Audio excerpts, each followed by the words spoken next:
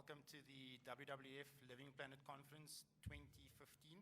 My name is Augustine Morkel. I'm the program director for today, and we hope that you all enjoy your time with us. Most importantly, this is a live streamed event, so we hope that there's a wide audience watching, and I'm sure there is.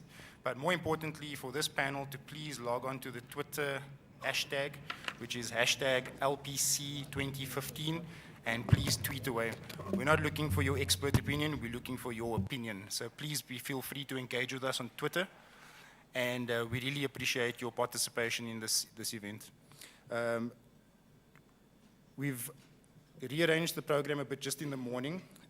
Instead of doing the Living Planet Award first, we're going to invite Dr. Dion Nell, who is the Conservation Director for WWF International, and he'll be opening up the conference with the Africa's food, water, and energy context to kick off the conference.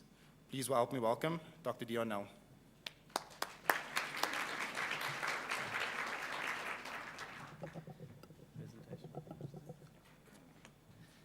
Excellent. Thank you very much, Augustine, and great to be back amongst friends. The last couple of years for me have been a bit of a whirlwind in terms of changing responsibilities, so great to be back amongst a stable platform and such a wonderful organization where I've spent many, many years. So lovely to be with you all today.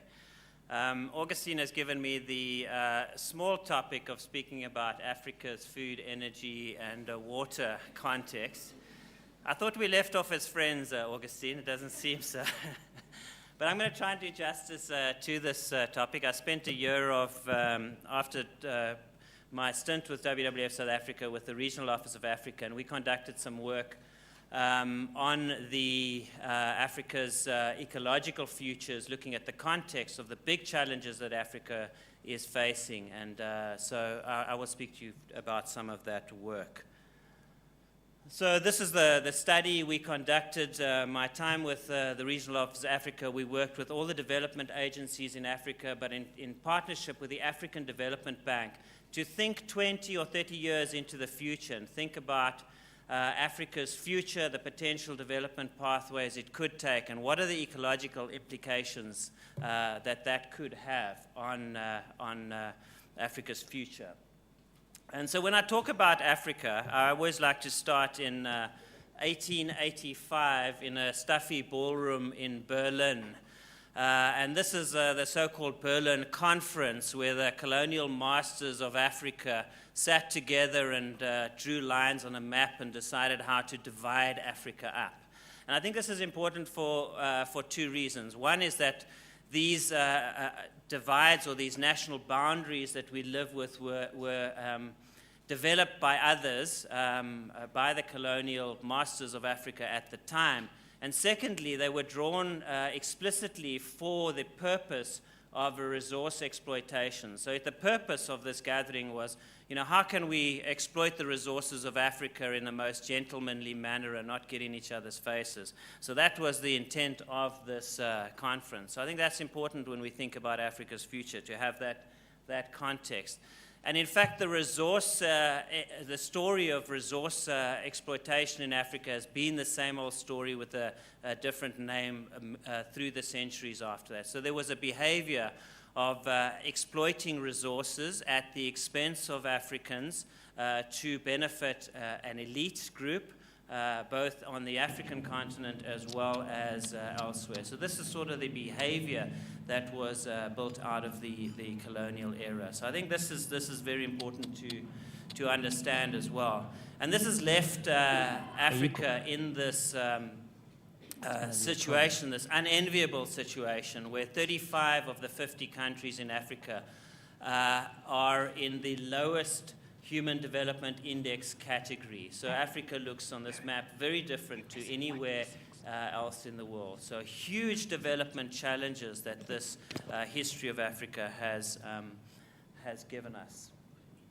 And yet, despite this very difficult past, Africa now stands at the launch pad of its economic development. So we're seeing 6 of the top 10 fastest growing economies in Africa We are seeing sustained economic growth over at least the last decade, and so we are seeing certainly a huge change, coming off quite a small base, but certainly a sustained and massive economic change that's happening in Africa.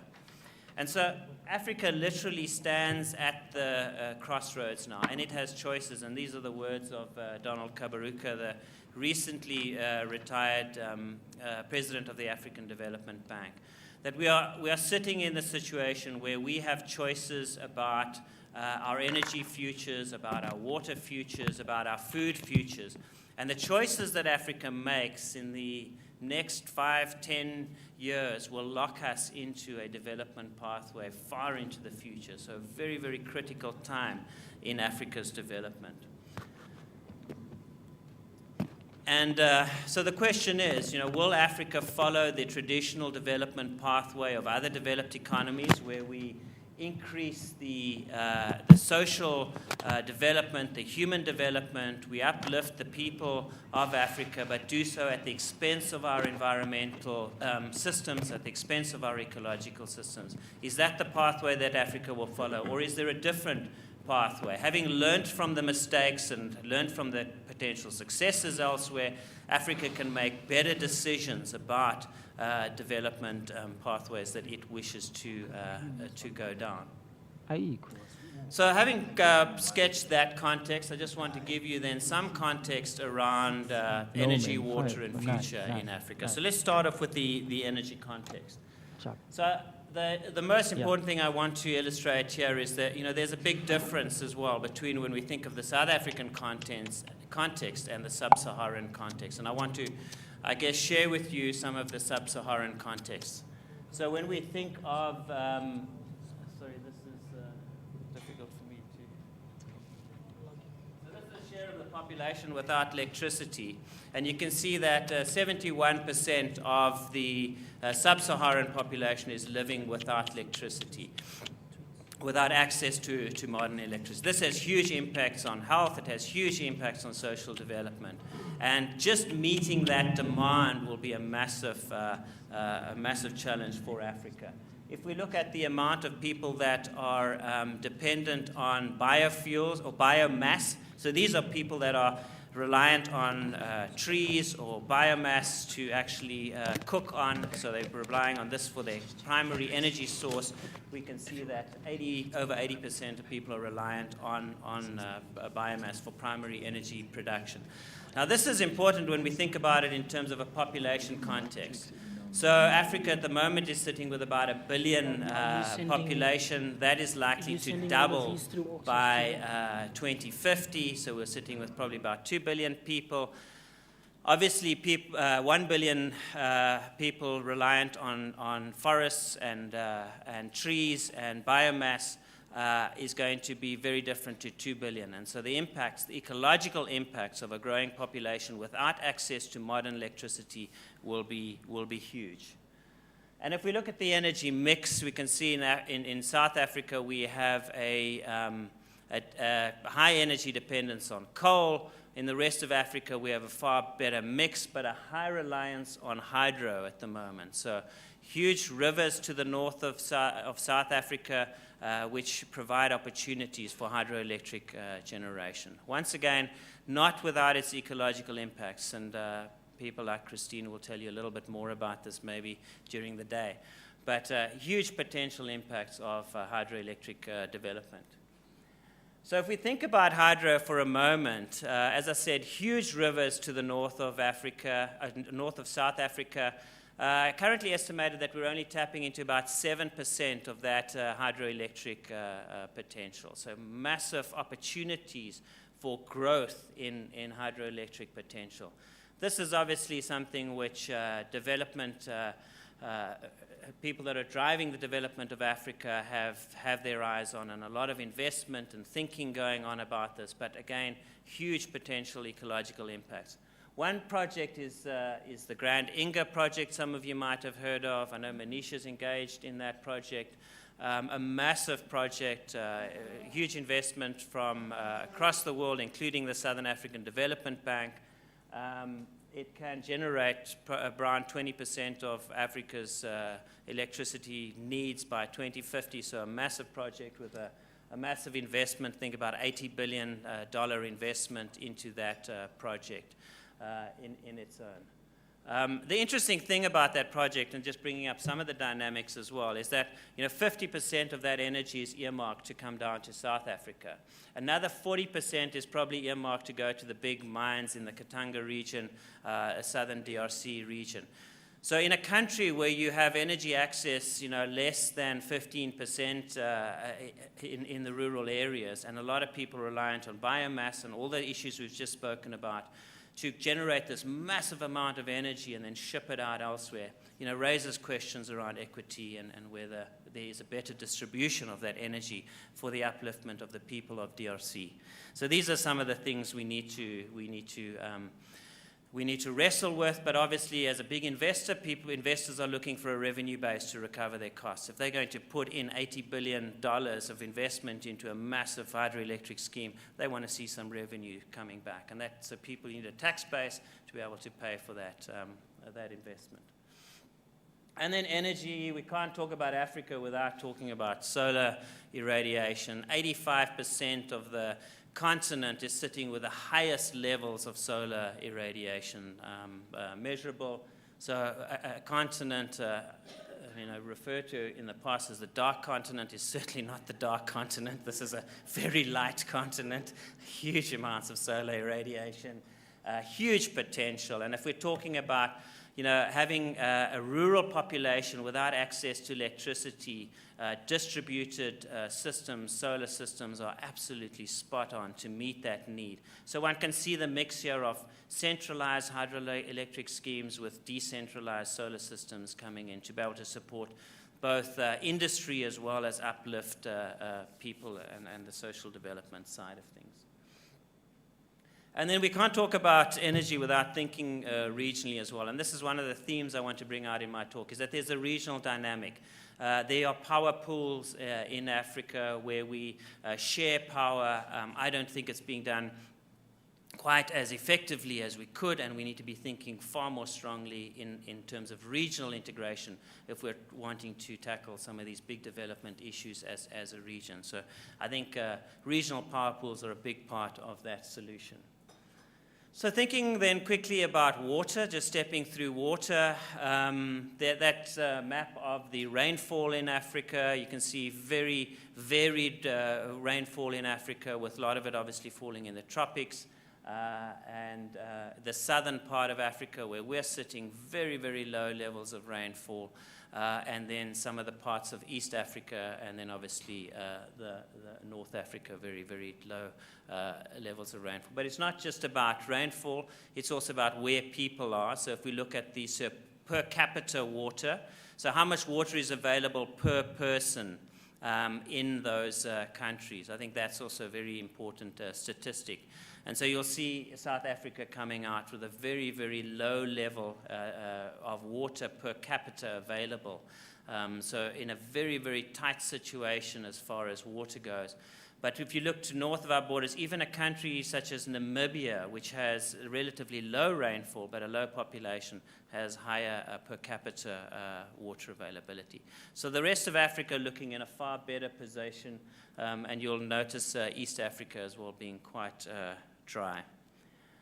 So what is the development of Africa's water resources look like? And the bottom line is very underdeveloped. And as a conservation organization, some of us might be thinking, well, long may that last so that these free-flowing rivers can continue to flow. But in terms of uplifting and the economic development of Africa, we will need to harness some of this water. So in many places, such as the DRC, the actual water usage as a percentage of the renewable water resource available in that country is less than 1%.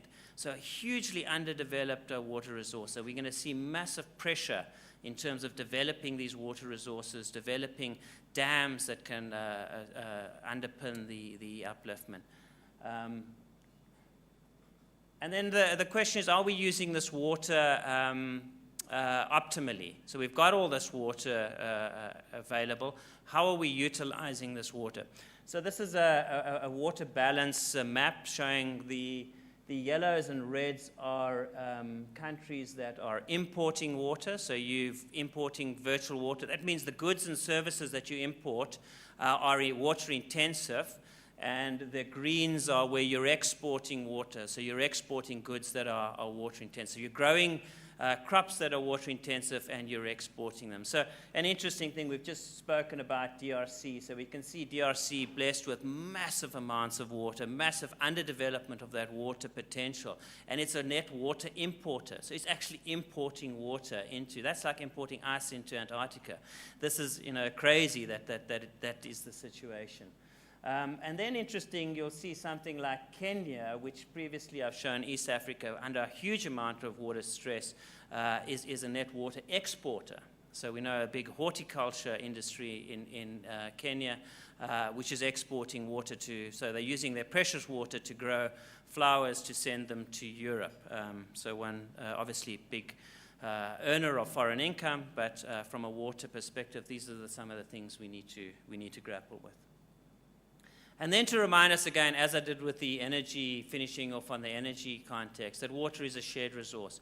Africa is characterized by, I think it's about 60, somewhere in the 60 shared water basins. So most of the big systems are shared between countries. And so once again, this concept of being able to work at a regional level to share our water resources and to be able to use that water in the most strategic way between the countries is a critical component of our water future. So thinking then quickly about food, so stepping into the last of these, of the food, water, and energy nexus, well, food is a very interesting one for me in Africa. Globally we need to double food production. So this is the global context in terms of food demand. This is going to be a massive challenge for us globally. And 60% of the untransformed arable land globally that is available to grow crops is sitting in Africa. So Africa is sitting with a lion's share of the arable land that hasn't been transformed that can potentially meet future needs. So huge pressure going to come on that land to develop that land. And yet, despite that, Africa sits with a 30% food import deficit. So we're importing food into a country that's blessed, a continent that is blessed with huge resources in terms of arable land. And sorry, the last point there is that we're also sitting with some of the highest malnutrition levels in the world. So one of those contradictions, strange contradictions of Africa, and one of those that we certainly need to get out of. But it's not only about arable land, it's also about productivity. So how do you use that land, and how are you able to increase the yield and productivity of that land? So this is an interesting graph. I'm sorry it's a bit split up here, so I'm going to focus on this one just to show you. I think that, if my eyes are not seeing, that is Latin America. So the red one is Latin America in the middle there. And you can see this is area on the bottom, and that is productivity. And you can see how Latin America is able to improve the productivity and yields of their crops without increasing the extent of the land that they're growing crops on. So not increasing the area, but increasing the productivity. And many countries, Brazil is an interesting one, where you saw expansion, then you saw increase in productivity, then you saw expansion, and then you saw increase in productivity again. Negotiating that space of getting the most out of the land that you have. And if we contrast that to sub-Saharan Africa, that's the line for sub-Saharan Africa going along the bottom there. For these guys on that side, that's sub-Saharan Africa going along the bottom there. It's a huge increase in area, but not a lot of increase in productivity. So from an ecological perspective, as a conservation organization, we should be concerned that we are going to be expanding into pristine ecological areas, but not using that land as optimally as we possibly could. And then this is just to show you where productivity is high and where it is low. And we can see in Southern Africa, we're pretty much optimized the productivity, and then places in the Sahel, West Africa, good productivity levels, but for the rest, still huge amounts of productivity gains that can happen in those arable lands. And agriculture is just such a key component of Africa's economy. It employs 60% of people in Africa. It contributes 20% to the GDP. It has a massive role to play in terms of social upliftment. And yet, you know, countries are investing less than 3% of their national budgets into agriculture. The target that was set through the AU was 10%. That African countries would invest at least 10% of their budgets, and we're not even getting anywhere close to this. So, you know, massive investment needed, and really a key to unlocking development in Africa. And, you know, this has not gone unnoticed, this arable land globally, and we're seeing what is referred to as the modern land rush, or the current land rush, where we're seeing a lot of investment from elsewhere, foreign investments that are grabbing, either leasing or buying land. Not in the least South Africa as well. We are leasing lands elsewhere in Africa to grow crops under arrangements with those governments. But it's important to realize that there is also this foreign investment component, which could be quite dangerous if not controlled correctly. And those are the countries which are leasing out or have the greatest foreign investment. So I just wanted to quickly start wrapping up and say a few things around regional integration. So if we look at South Africa versus the rest of sub-Saharan Africa. So first of all, we're looking here at water resources. So in terms of water resources, basically South Africa's maxed out its water resources. We can be a little bit technical about this, but we're pretty maxed out in terms of our water resources. Irrigation potential, every irrigatable piece of land is irrigated. Most of our river systems have been developed to a large extent. In the rest of Africa, we're sitting at about 10% of those water resources. The irrigation potential is less than 10%. So what we're irrigating now compared to what we could be irrigating. In terms of agriculture, in South Africa, once again, we are over 100%. So we're actually farming in suboptimal land, marginal land. So we're really maxing out our arable land. And very low productivity gains left to be had. But in Africa, the rest of sub-Saharan Africa, we're exploited less than 50%, still massive development that can happen, and high productivity gains to be had. In terms of energy, we all know the situation. We're a coal-based economy, and that system is pretty maxed out as we're sitting at the moment. And if we look further north, we're mostly reliant on hydro, and we've only developed about 7% of that potential. So if we then look at what is the GDP growth in South Africa at the moment, about 1.5%, eking along, just struggling to make it, keep the growth going. In the rest of Africa, average GDP growth ex-South Africa is about 6%, so churning along quite nicely. And the question I have, is there a relationship to the fact that you're sitting in a country which its primary resources are pretty developed to the rest of Africa, where there's so much development potential still in terms of the primary economy?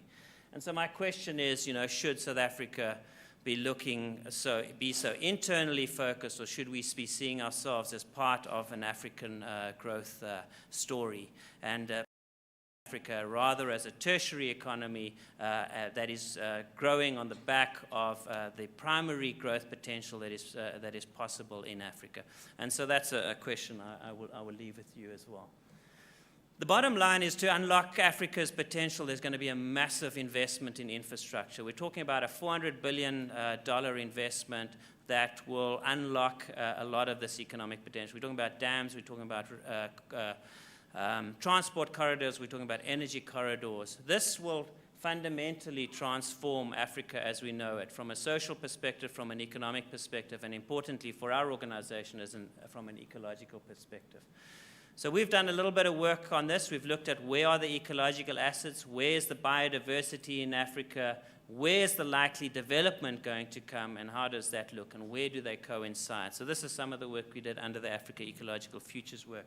And this is sort of what the map looks like. So you find areas where you have high overlap between biodiversity and biodiversity assets and development potential. And these are the areas where we are going to have to pay particular attention in terms of how we develop those landscapes.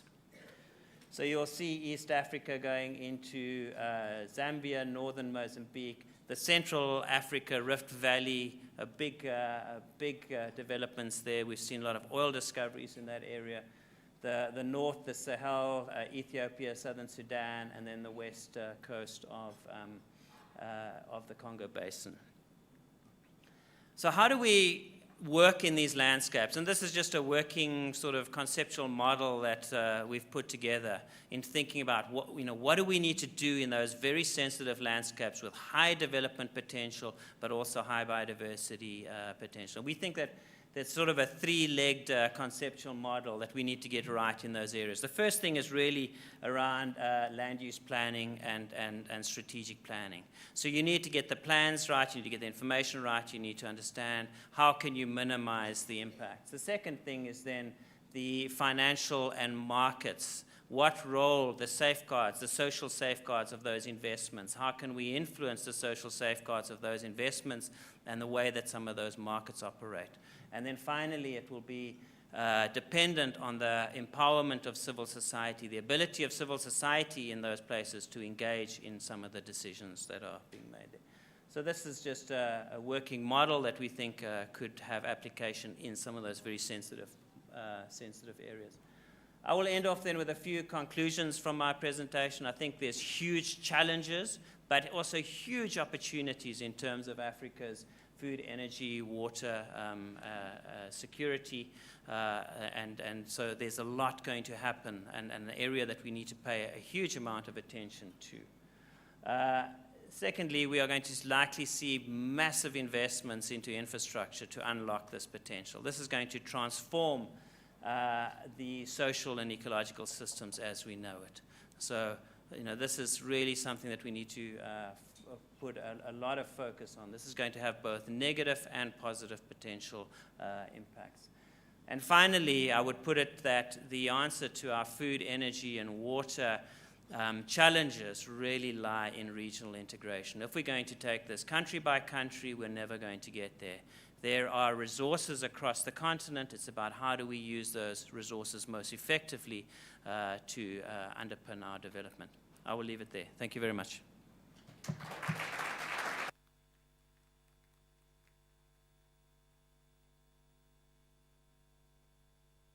A very special thank you to Dr. Null for coming through and taking time to provide us with Africa context for the discussion we're about to get into. But before that, we have a bit of a break, and the break is to recognize an extraordinary gentleman as part of our WWF Living Planet Award, which we are going to award to him today. So I'd like to invite Andrew Zolomus onto the stage, please, and to introduce Andrew and to provide a more formal welcome than my very rushed welcome this morning. He's our board chair, Mr. Vali Moosa, who will be addressing you. Please welcome Mr. Moosa and Mr. Zolomus.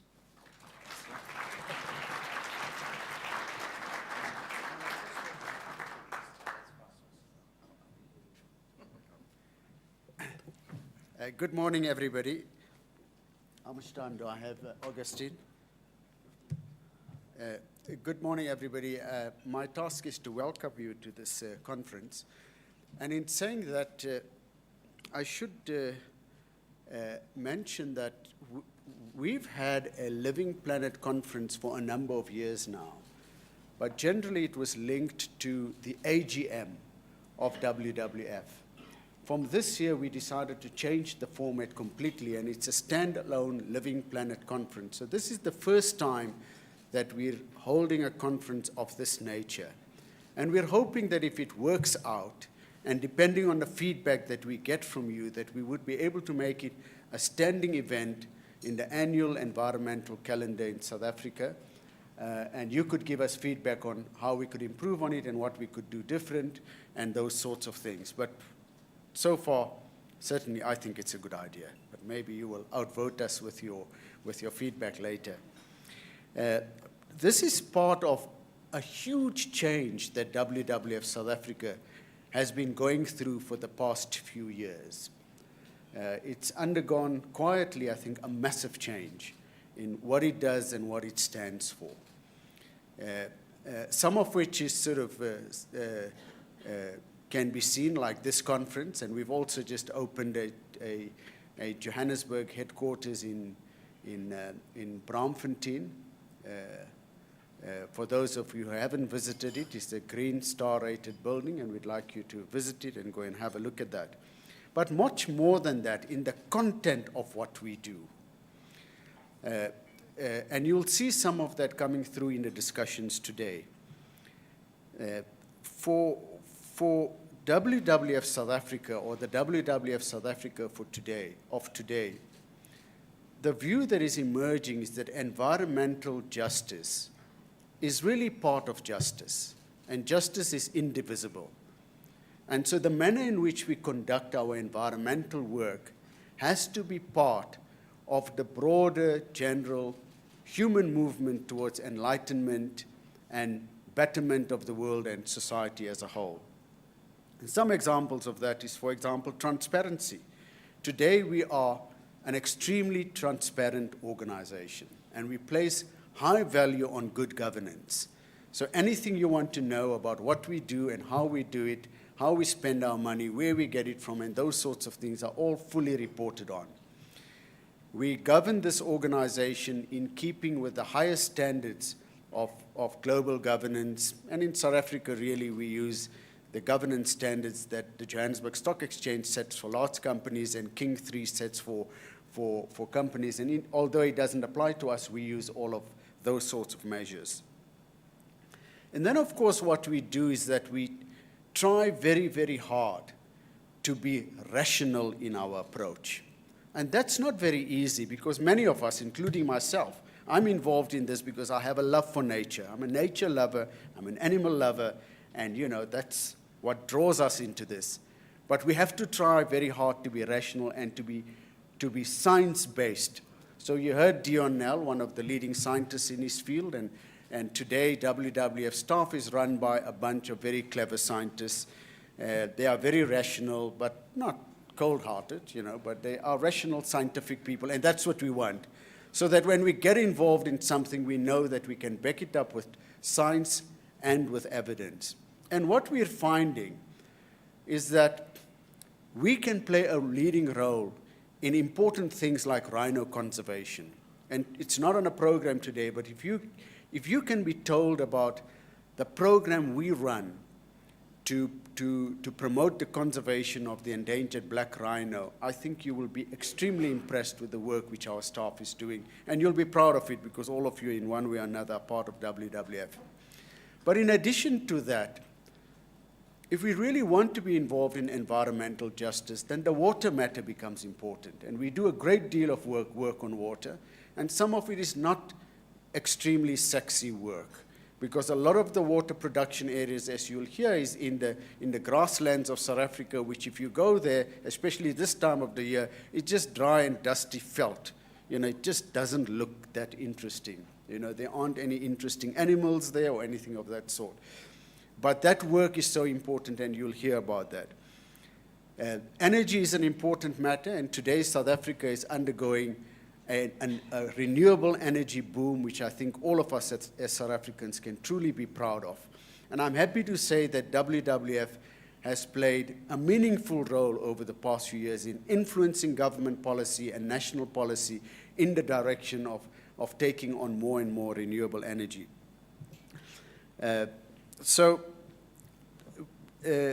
Some people are not aware of the scale of our work.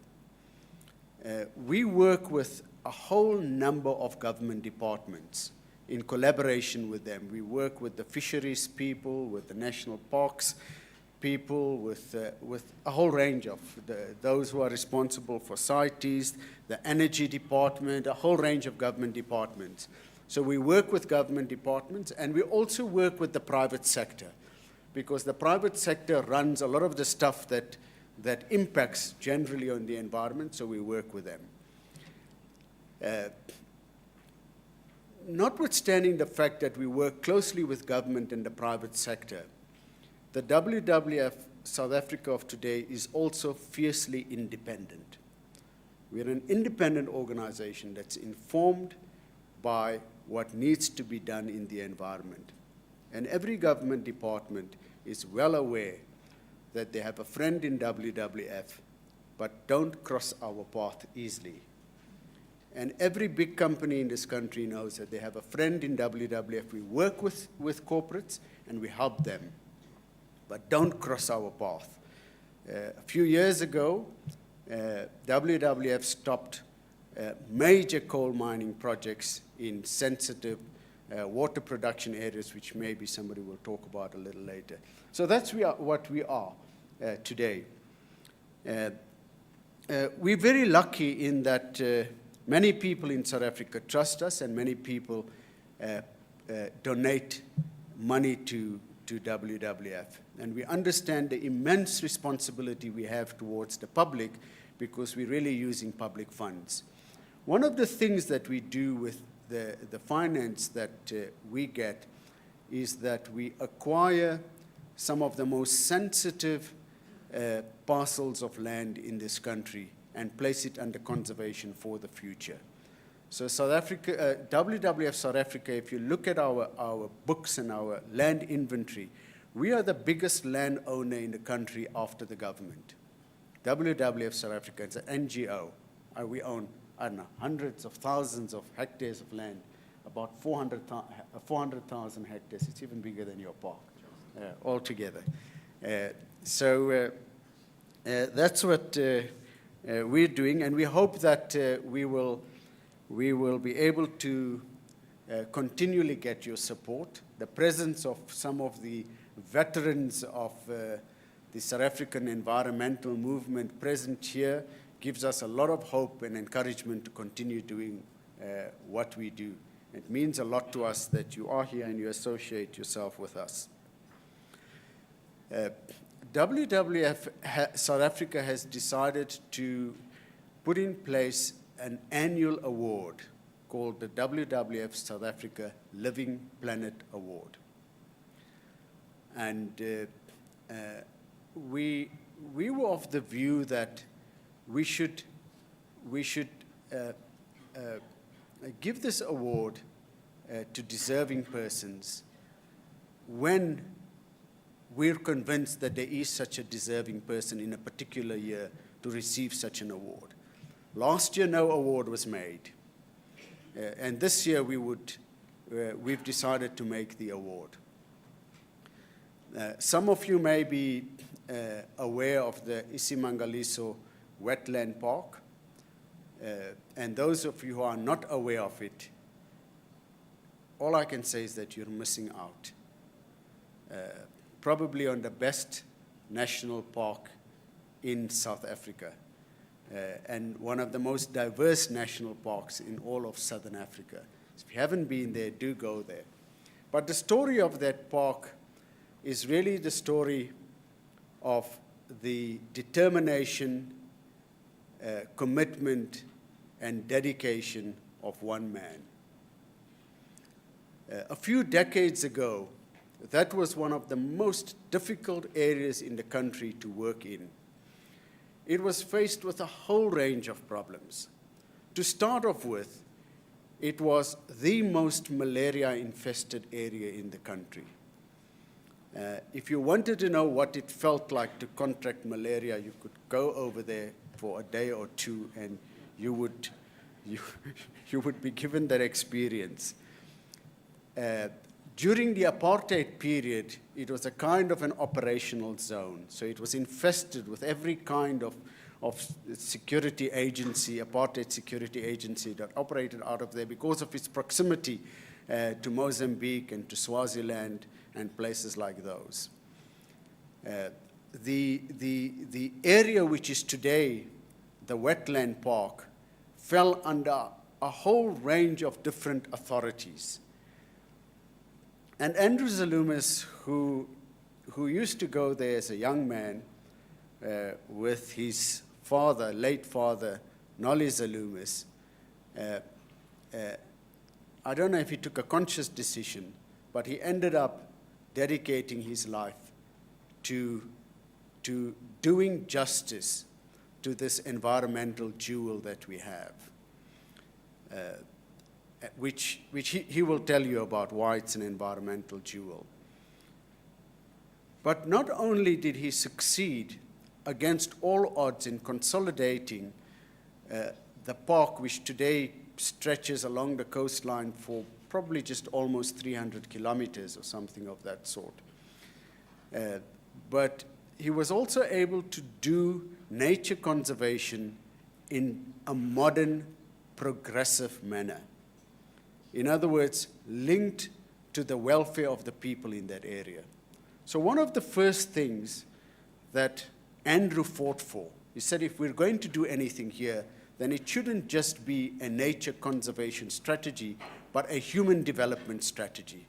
Something would have to be done about the education system in the area.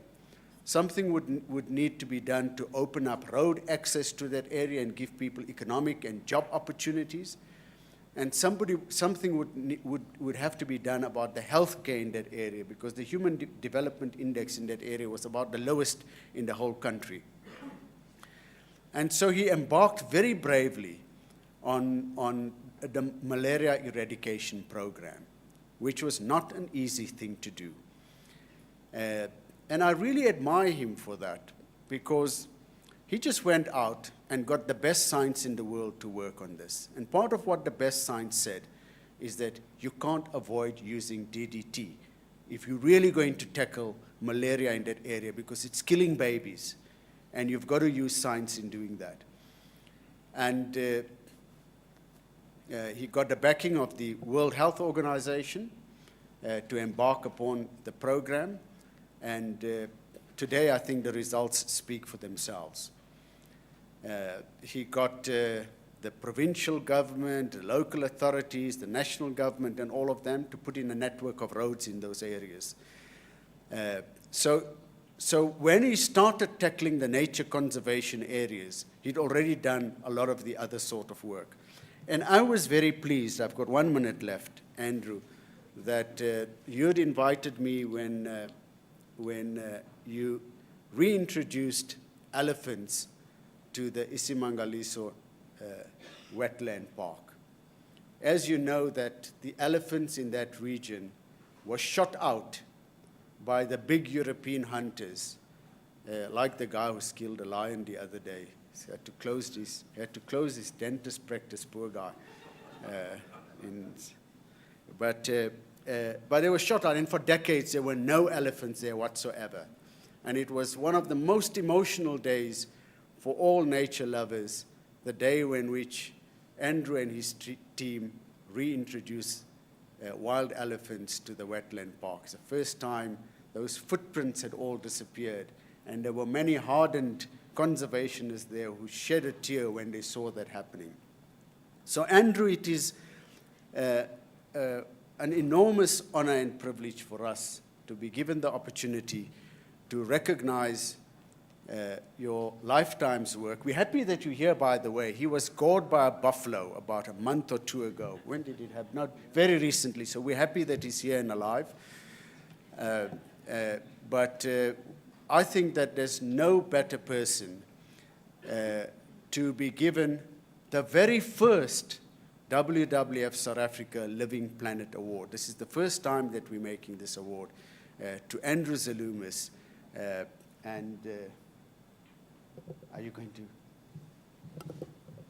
Andrew?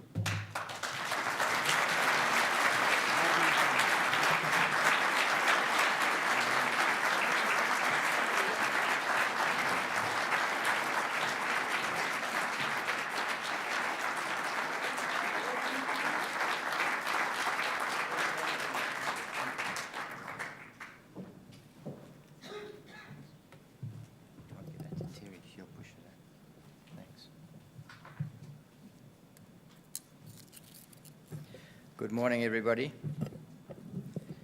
If I speak a little bit loudly, I'm still partly deaf in my one ear from a buffalo. Just to thank Valley very much. I have saved some words at the end of my presentation for him. He can't get off lightly. I think Dr. Nell very much set the context for the short presentation I'd like to give. I think it's very applicable. Isimangaliso's story is a story of restitution. There are in most countries places that, at certain moments in history, provide the backdrop against which a nation's collective aspirations and challenges play themselves out. Somehow, Lake St. Lucia and the majestic wildlands of Isimangaliso provides just such a symbolic landscape in South Africa today. In many ways, the rewilding of Isimangaliso forms a contemporary crucible in which the future of conservation in South Africa is being shaped. Isimangaliso emerged some 30,000 years ago as a consequence of climatic and geological events of the time, and it finds itself at a turning point again with the advent of climate change, global warming, and the many social and economic changes that we are experiencing. We are told that humans consume 1.5 planets each year. We are told the global shift to a low carbon economy is not happening fast enough, and that consumerism will continue to increase. How development plays itself out in the next 10 or 15 years, and no more, as Dr. Null said, in sub-Saharan Africa, will the choices that we make be critical for the future of mankind? We know that the importance of the environment and its wise use was neither understood nor valued as economic development in countries sought to expand their influence across the globe.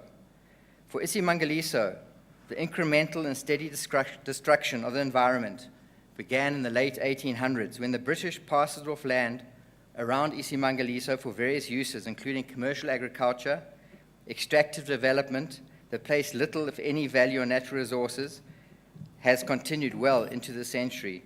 The result was a decimation of game, the destruction of swamp forests, the drying up of lakes, the expansion of incompatible land uses such as military bases, and the emergence of 16 different management regimes across the then unconsolidated 320,000 hectare park. The apartheid regime carried out forced removals of local populations to expand commercial plantations and established a missile testing ground. The environmental agenda continued to lose ground as human misery deepened amongst this natural plenty. By the time the park was consolidated in 2000, the Isimangaliso region had become the second poorest in South Africa with some of the greatest development backlogs.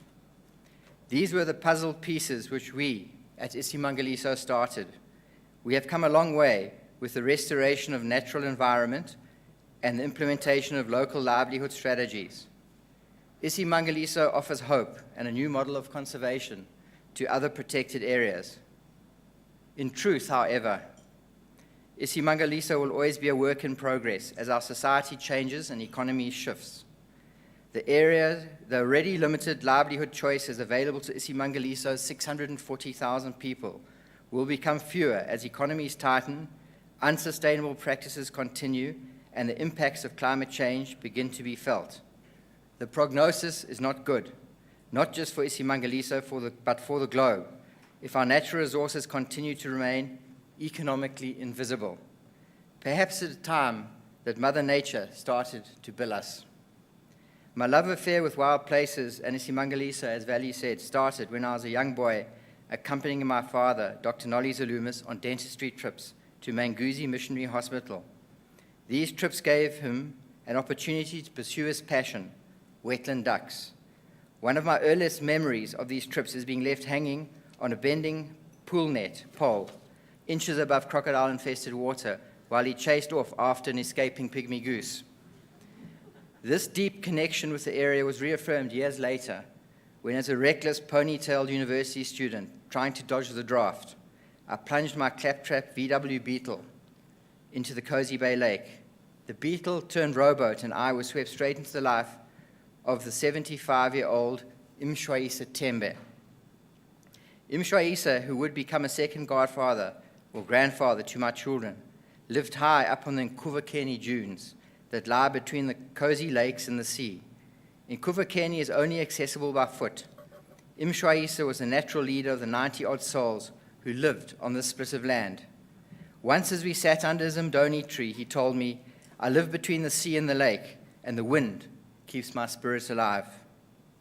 He taught me the value of kingship and friends, the interconnectedness of all things. This is best explained by a word he explained to me, an ecologically encompassing word, umuzi. Umuzi is used in that area to denote a vine, a grain basket made from that vine, and a cluster of homesteads where people belong together under one umnumzan. He saw people and nature as one. From him, I came to have a different view of conservation, a view from the other side of the fence, informed by 800 years of traditional practice. In 1994, big industry threatened to dredge mine the dunes of Lake St. Lucia for titanium. This would strip the dunes of the very substance that is fundamental to a functioning wetland, water. The same titanium keeps the eggs of the critically endangered leatherback turtles warm for hatching. 500,000 South Africans signed a petition in this David and Goliath struggle. The new democratic government of South Africa, under President Nelson Mandela, showed the world that there are socially and environmentally sustainable economic alternatives to smokestack industries. It turned down mining, which would have destroyed this iconic place in favor of conservation-based ecotourism. And so Isimangaliso, which extends from Mapelan to the Mozambique border, comprising 8% of South Africa's coastline, was listed as a World Heritage Site in 1999, the first in our country. The idea of developing to conserve was born. The comparative study that was completed for the World Heritage application concluded that there is no other place quite like Isimangaliso on the planet. Isimangaliso was listed as a World Heritage Site for its ecosystem processes, biodiversity, and sense of place and global beauty. The Lubombo Spatial Development Initiative and subsequently the Isimangaliso Wetland Park Authority were established to give effect to this new approach. The strategy for conservation of the park recognized that ecosystems know no boundaries, the fish and birds cannot be controlled by fences, and that regional integration would be important. Mozambique and Swaziland became partners in this initiative. The big dream to recreate the open ecological area that existed in pre-colonial times so that historically occurring game can migrate from the mountains to the sea is all but a reality. This enhancing the World Heritage values, increasing tourism opportunities, and empowering local people. As we speak, Isimangaliso has established a black rhino population of continental significance at a time when rhino populations are being decimated. Tourism supply has grown by 84%, and we are now the biggest employer in the region. Ecotourism has become the regional economic driver. Isimangaliso is one of the top 8 biodiversity hotspots in the world. With 4 Ramsar sites, it has more wetland types than any other place in the world. 5 major ecosystems, 11 endemic species that occur only in Isimangaliso, 467 critically endangered and threatened species, and 25% of Africa's bird species. At a time when the rate of extinction globally is 1,000 times higher than its natural rates, new species have been discovered every year since its World Heritage listing. Isimangaliso is important for the protection of biodiversity. It is an important source of ecosystems, goods, and services. It showcases cultural heritage, provides resources for traditional practices, as well as subsistence, and is a source of significant economic benefits. However, we know that for wild places to exist, we have to think beyond the extractive value of economics. We have to begin to recognize their real value, the contribution they have to our souls. Monbiot captures the issue of conserving our environment when he says, "Rewilding brings back hope and inspiration, succor for the soul." Self-determination brings us a step closer in the pursuit of higher ideals. Our development programs are set up with that aim in mind. We have 67 students currently at university with a 97% pass rate. We support 180 small businesses. We run an internship program. We generate currently some 8,000 permanent jobs, and 2,000 temporary jobs each year. We manage natural resource harvesting and agricultural programs and implement craft, arts, drama, and many skills training programs. We work extensively with schools to include green consciousness in our youth, the environmentalists, new advocates. But poverty remains a major problem in our area, and people are tempted to believe the hollow promises of smokestack industries to provide the jobs they desperately need. Romantic notions of returning to the land also challenge the existence of protected areas like Isimangaliso.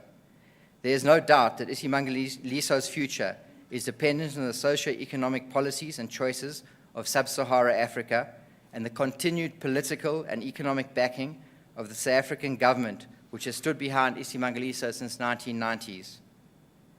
I would like to thank WWF for this award. I would also like to acknowledge my former boss, Vali Musa, who was there at the start, and thank all the people who've inspired me and worked alongside me to make this a reality. And a special thanks to my family. This was, and has been a team effort. Thank you.